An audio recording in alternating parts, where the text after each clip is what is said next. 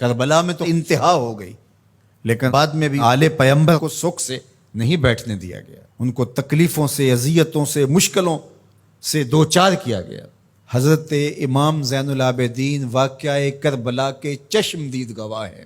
پھر کوفہ کے اندر اور کوفہ سے دمشق تک، اور میں کہتا ہوں کہ اگر ایک ایک واقعہ کو دیکھو، ایک سے بڑھ کر ایک واقعہ دردناک ہے۔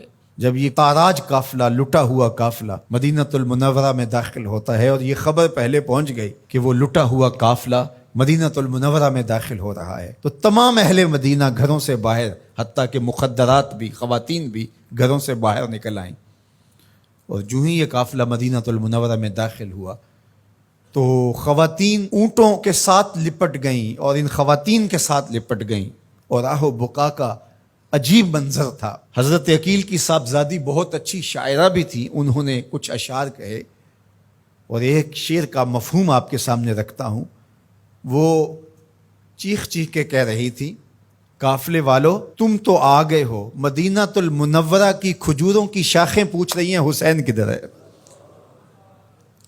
اس شہر کی ریت کے ذرے پوچھ رہے ہیں حسین کدھر ہے۔ جب گئے تھے تو حسین اس قافلے کے ساتھ تھا، آج حسین نہیں تھے، حسین کا کٹا ہوا سر تھا۔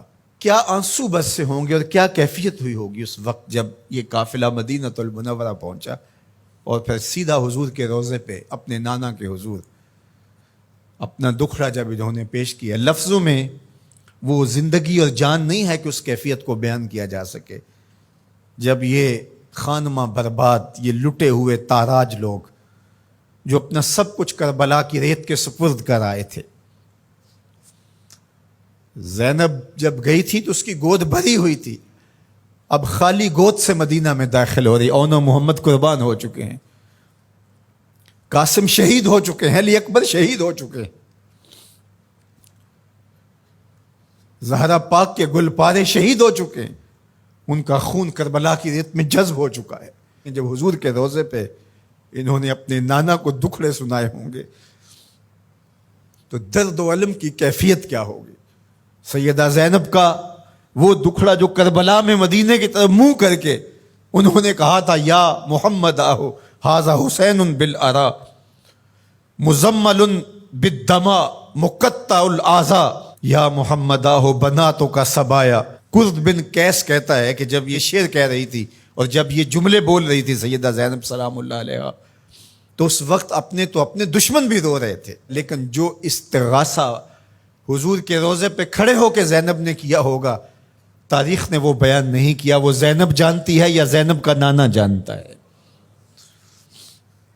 پھر وہاں سے یہ مقدس لوگ سیدہ زہرا سلام اللہ علیہا کی قبر پہ آتے، امام حسن کی قبر پہ آتے جنت البقیع میں، اور جو وہاں ہوا ہوگا، کوئی قلم ہے جو اس درد کی کیفیت کو لکھ سکے، کوئی خطیب ہے جو اس درد کو بیان کر سکے، اس کا کوئی نقشہ کھینچ سکے کہ کیا کیفیت ہوگی۔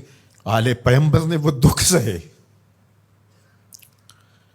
تاریخ کے اوراق سے آج بھی آنسو نہیں خون ٹپکتا ہے۔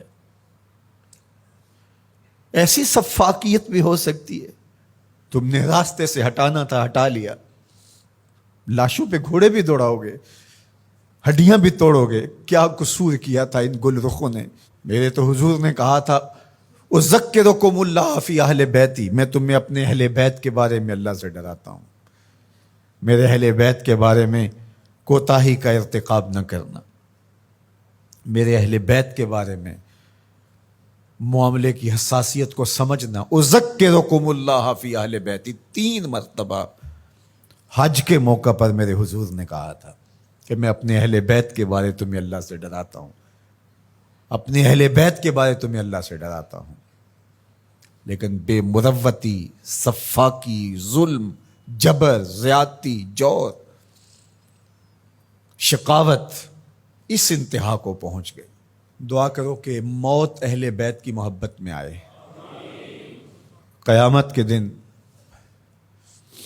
ہماری ماؤں، بہنوں اور بیٹیوں کو سیدہ زہرا پاک کی سنگت نصیب ہو، اور ہمیں قافلہ حسینی میں شامل ہونے کی اللہ توفیق دے۔ جوانان جنت کے سردار امام حسین ہیں، تو ان سے تو بنا کے رکھنی پڑے گی، پھر جنت تو تبھی نصیب ہوگی۔ جنت کے جوانوں کے سردار ہیں امام حسین رضی اللہ تعالیٰ عنہ، اور ان کی محبت دین قرار پایا، ان کی محبت سکھائی گئی، ان کی محبت کی ترغیب دی گئی۔